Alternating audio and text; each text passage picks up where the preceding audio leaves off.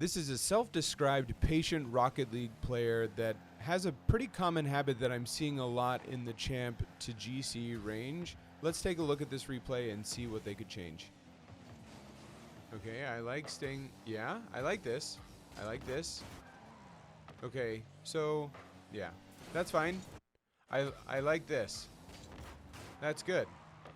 Being able to follow that in the future, you know, being able to create a possession out of this instead of just flailing at it is like the key, right? But this, I mean, you were patient. You waited for a good opportunity where the ball was at a place where you could go for it. And you weren't going to get challenged necessarily, and then you just got stuck up. So maybe holding air roll right here would be good so that you don't get spun out by the wall there. Or the ceiling, and then you're able to maybe follow that. I don't know, I'm just thinking out loud there.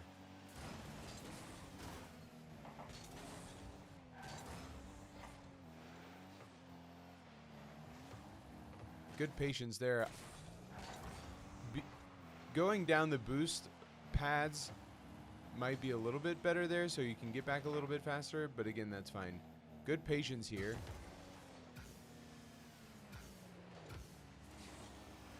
So controlling this better, having better control of your car here, I like the idea, and just making sure that this is like a every single time I want to do it, I can do it type of thing.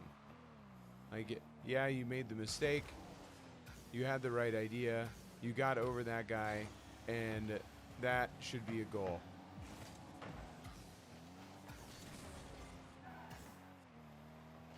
I don't know if you would have been able to get back, but you have 29 boost here. If you just go down the middle of the field instead, I mean, that's also a teammate thing, but at the same time, you want to keep in mind that, you know, every single time you fully commit to a play, you don't know what your teammates are going to do in response to that.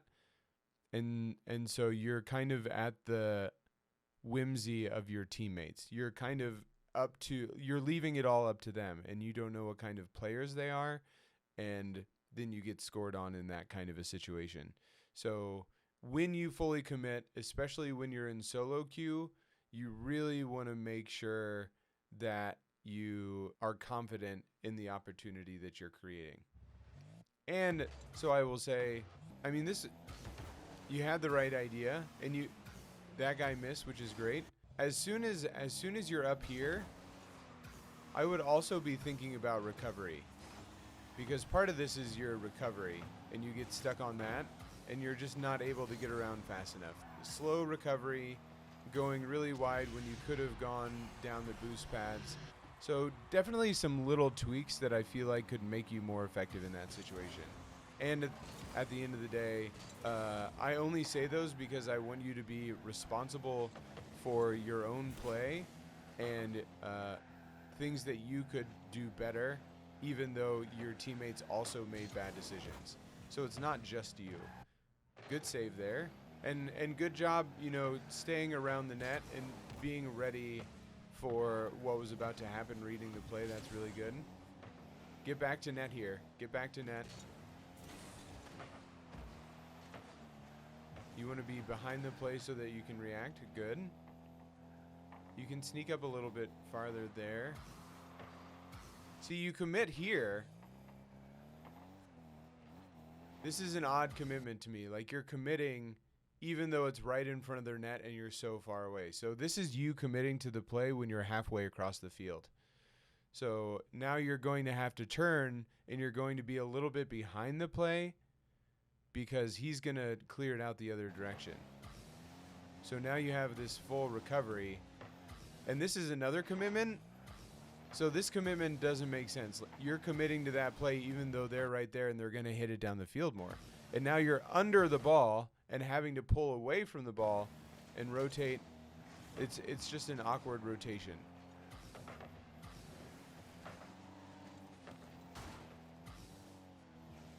Okay, this is a good job pulling. I feel good about that. Okay. Nice. Okay, so the wall work could be better. So this is a wasted possession.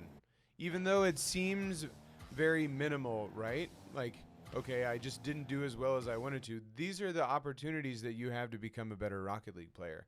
Like, think about what you wanted to do and then what you actually did and figure out the difference. And there you have something to work on, right? So instead of being able to take this up for a wall dribble, you zoom past the ball, unless you meant to do this, right?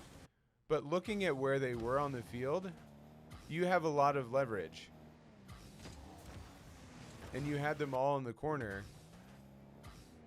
And I think the biggest thing here for me is that you gave them time to recover. Like, you had two in the corner, you had momentum going into the ball, and you could have taken that off the wall. You had a guy middle, lots of opportunities, and instead you just kind of hit the ball into the corner and don't do anything with it. So you had a really good opportunity for a threat and just kind of gave it away.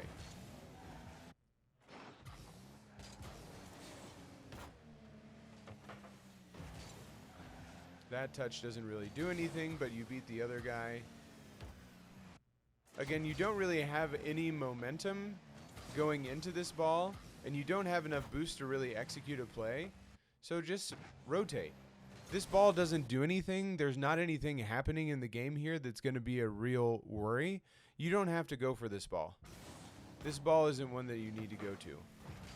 So just rotate back, get some more boost, and what's this guy going to do? He's going to hit the ball away, and you could have been back there. You could have gotten that boost, and you could have been there to start some other play. Instead, you're kind of chasing the ball and in recovery mode, which is fine. Now you're back. So getting to a point where you don't immediately jump just because the ball is in the air will be good for your control. Good job pulling off of that and not fully committing, wasting your boost. Cut that a little bit short. You don't need that full boost right here because you have so much.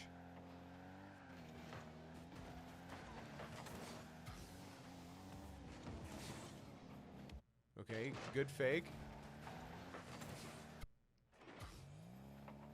Being more aware and just being ready to act, like seeing that, this could be a shot. If you had been a little closer, that could be a shot.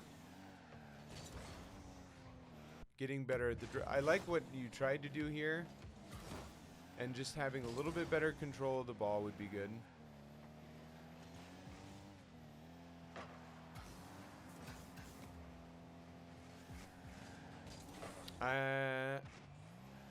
I kind of understand what you were going for here, and that's putting a lot of faith in your teammate to be able to control the ball. This touch doesn't really do anything.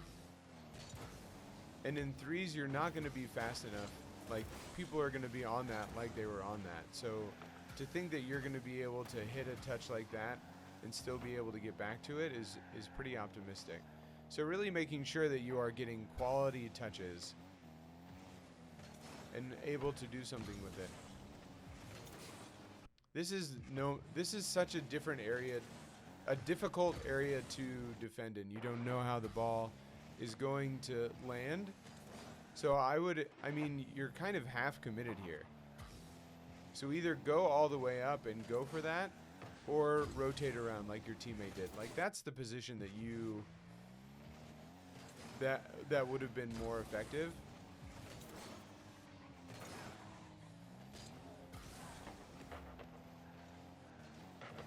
Good rotation there. All right, this is too slow, and you have a guy in the net, right? So I think this is you being fancy for the sake of being fancy, and just doesn't work in threes. That guy is waiting, just sitting in the net for you.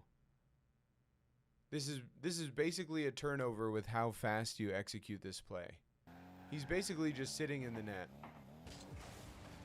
Like, it's really easy for him. So really take that into account when you get a ball like this. Think about your options. And just going for a flip reset for the sake of going for a flip reset, you know, doesn't really do a lot.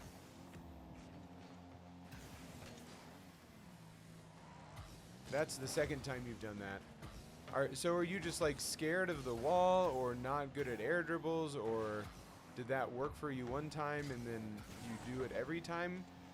I would really take a look at that, because this is another opportunity where you had really good leverage on the wall.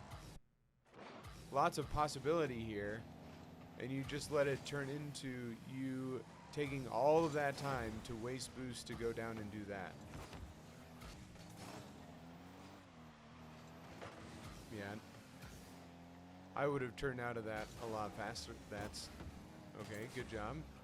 So again, if you had just gone back here instead of hesitating, you would have been able to beat that ball back.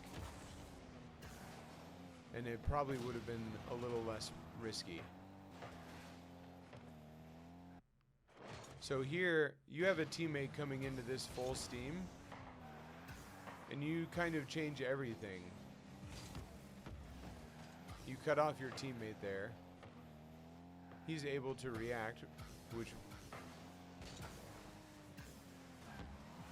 All right, this is editing Tom cutting in here real quick, because I just wanted to say that if you thought about Rocket League in the sense that you only got to touch the ball once each game, is that the touch that you would go for? That is how critical and focused you should be on the quality of your touches, or the attempts, even the attempts that you make on the ball, because you only get so many attempts, you only get so many opportunities in a game to try and touch the ball. So if that was one of your attempts, is that really something that you would do if you were holding them as precious as an at-bat in baseball? That's the analogy that I always go back to. You only get so many chances. So do you really want to waste a chance on something like that? And I know that you're worried about defense. So if that is going to be one of your attempts and that's the result, then what are you going to do to make that result better in the future? That's obviously something that maybe you hit 3 out of 10 times, or maybe even 5 or 6 out of 10 times. And if you want to do something effective, if you want to be a better player, then getting that to a higher level where you can get those reads, you can get those touches, and they can become effective opportunities on the ball. Just don't waste your chances in this game. One thing that I've noticed in this replay is a lot of your touches are ineffective and a lot of your commitments are very half. They're not all the way into the play. They're kind of halfway into the play, and then you have to pull back because something has already happened. Make your commitments full commitments. Make your touches effective touches that lead to hitting the ball where the defense isn't, something that you can follow, or something that will set up your teammates. Make all the things that you do more effective, and you will become a more effective player.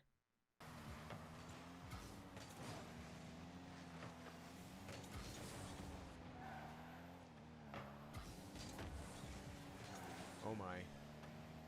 Unfortunate.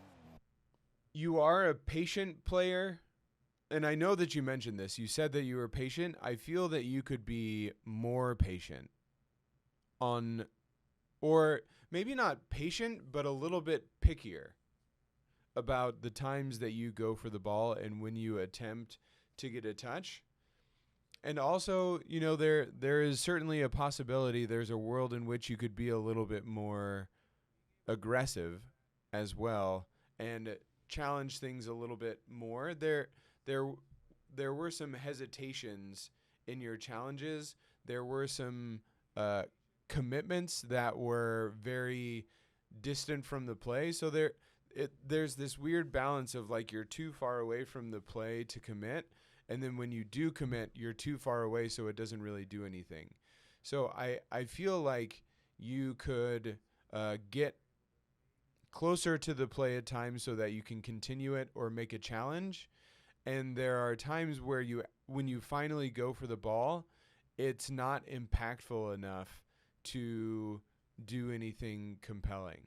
There was only one real play where you were able to make a challenge on the net or create an opportunity for your teammates, and your last teammate overcommitted, and then that's the only reason you gave up a goal.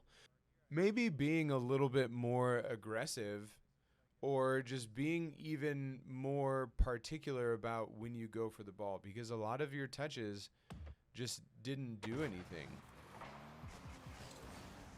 So thinking about having more effective touches, and that reflects a little bit in your score. You know, like you got touches, you got some clears, but you didn't really get a lot of high impact touches. Clears, centers, assists are, where the points come from. And if you're not getting those clears a lot, if you're not centering the ball, your points don't add up as much. That would be my overall assessment, that doing more impactful things when the ball, when you have the opportunity, is your biggest thing. And being ready to do something, getting away from a play when it doesn't look like you have to challenge the ball or there's a threat coming on your net, and just being a little bit more discerning of when you actually try to do something with the ball, and then having the ability to actually do those things when you do them. That would be my recommendation for you. Bye.